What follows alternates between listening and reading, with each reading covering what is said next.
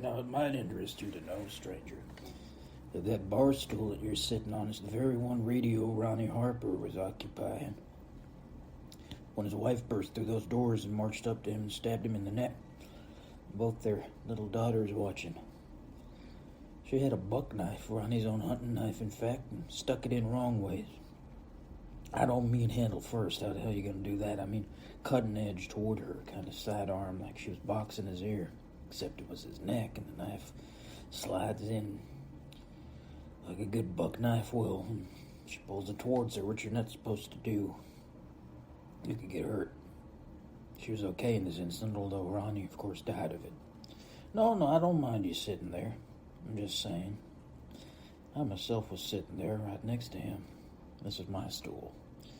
No, thank you for asking. I was not injured. It was a domestic dispute, not a rampage. Ronnie's stool and mine right next to each other. Here I sat and do sit still.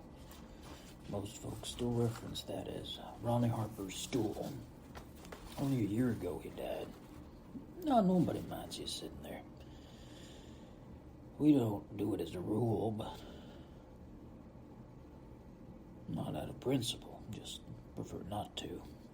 So anybody sits there we know is a stranger, well, not just because they sit there, but because we can see they're a stranger. If they weren't a stranger, they wouldn't sit there. Plus, we'd know who they were. Thank you. Very kind of you. 7 and 7.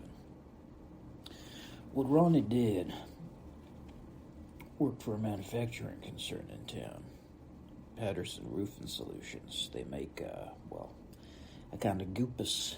Has industrial applications. They spray it on the roof. It reflects back 80% of the sun's radiant energy.